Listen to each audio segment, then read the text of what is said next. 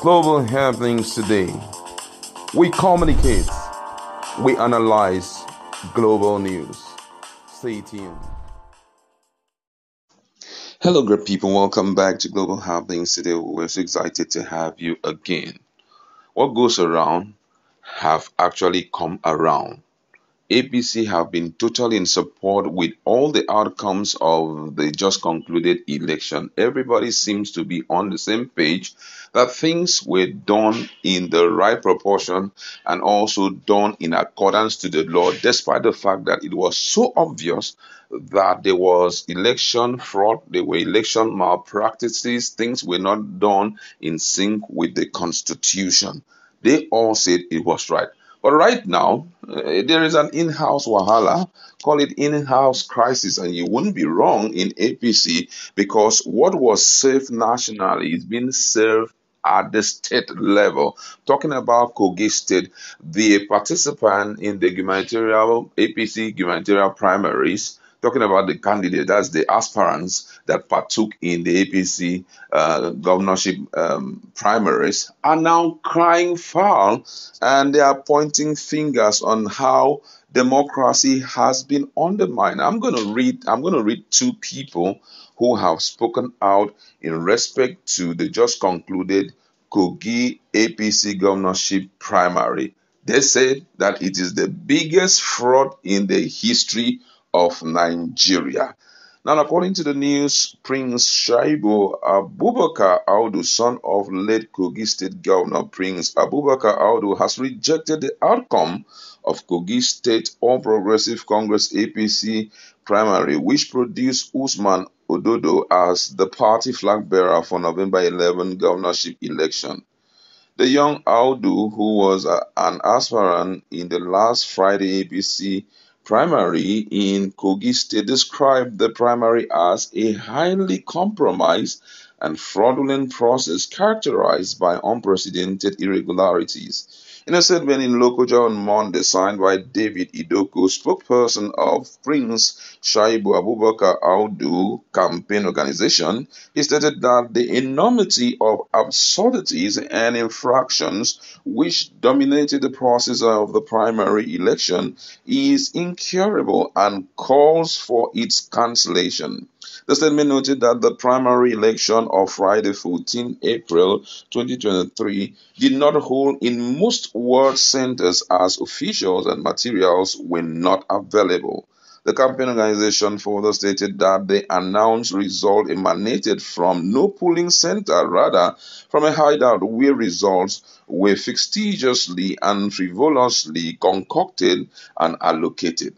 He described the process as one of the greatest electoral fraud in Nigeria's political history. According to the statement, aspirant and party members who watched in vain to cast the vote discovered that results were announced and votes allocated fraudulently.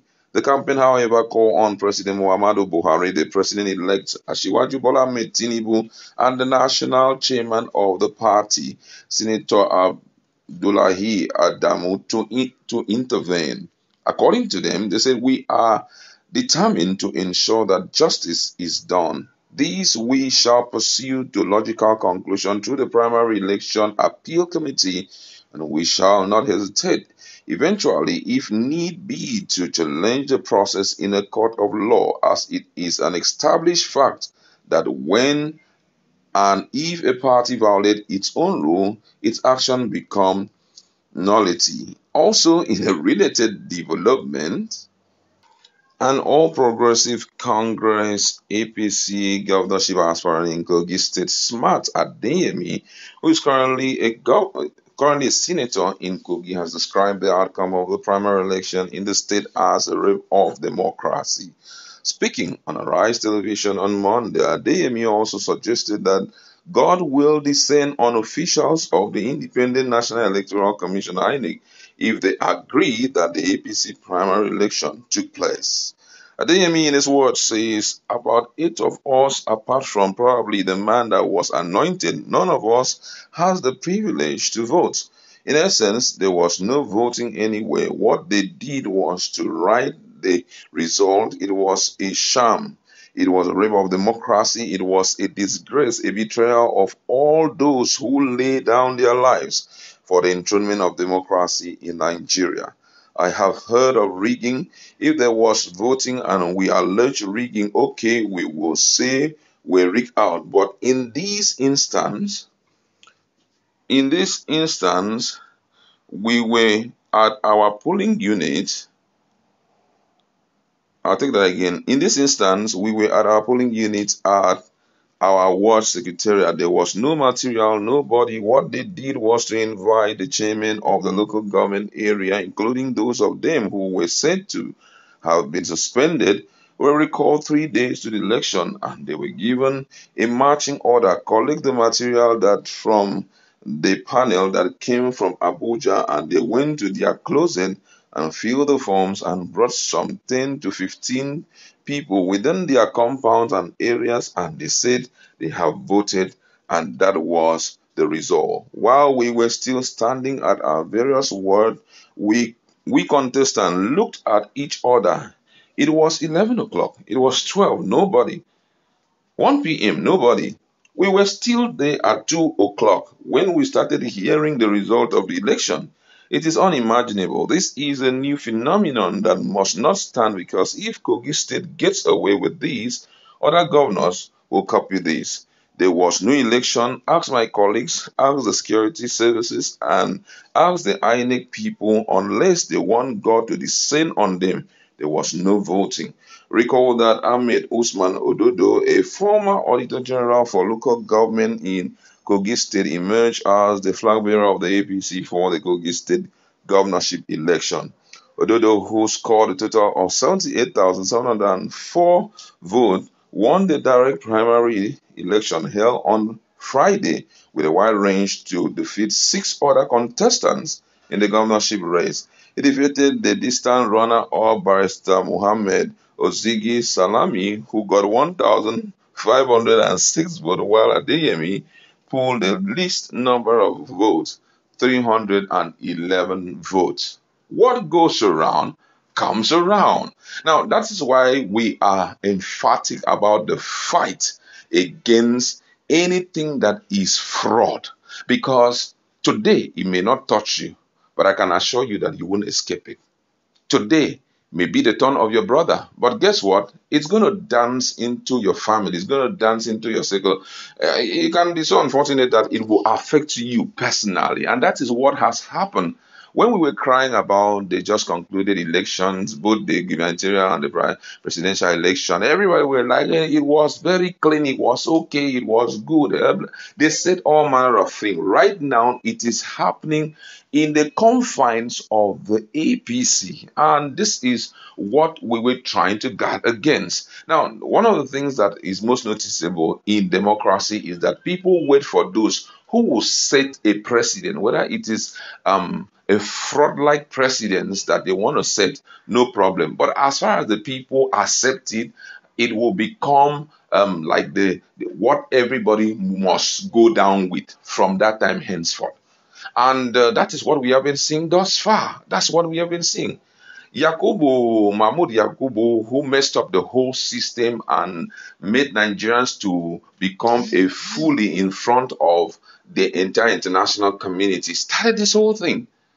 Ideally, Nigerians were like, man, this man should be called to answer question on everything that he has done, starting from the 300 billion naira that was given to him to put BVA in order so that we can have a free and fair election. Nobody said anything. In the Senate, they didn't say anything. Everybody said the right thing was done. This person who was sworn in as the president is the ideal person. Today is hitting all of them. And guess what? This thing will keep pushing like this and happening. And, we were really against the issue of, what do they call it? Muslim ticket. Everybody said, Muslim ticket. It's nothing. Wait and see when these guys will be enthroned. If God permits it, we will go back to our closet and start crying very difficult tears. Some people will take off and leave this country because we will see how our very esteemed and revered men of God will be imprisoned, malhandled, battered, treated with disdain, their properties demolished. We will sit back and we watch those things happen. And that is why it is ideal at a time like this, when we see what is wrong, irrespective of who is involved, speak out, say the truth. The people know who they want. One thing we all must have at heart is that Nigeria does not belong to any family. Nigeria does not belong to a group of people. When we are talking about ourselves, we are talking about not less than 200 million people. So just 60,000 people should not come up with a very weird idea and they want to remote control the whole world. And we just keep quiet and feel it's okay. Today you may be in government, tomorrow you may not. You will watch someone who is not even of your standard in terms of academic, in terms of achievement, might handle you, and you are like, what? Has it come to this level? Yes. Today, they are crying in Kogi State. They are weeping. Why did it happen like this? God must come down. No, God will come down. When it was happening at the national level, we take it right. Nothing will happen. God wants everyone to see why evil must not be allowed to prevail at any level. If you can shut it down at the national level, all of us will enjoy, because one thing is certain: merit will prevail at the end of the day. Merit, merit. And that is how it should be. Imagine you going to your children's school and you see your child come out with a very good result and they refuse to give him the position he deserves. Why? Because the father knows the principal. The principal decides who he gives any scores to. How would you feel? This thing is gradually invading the entirety of Nigeria, and nobody can tell what the future looks like. I'd like to leave it there, but it's a lesson for all of us. Go to our comment section. What's your position on what we are now seeing like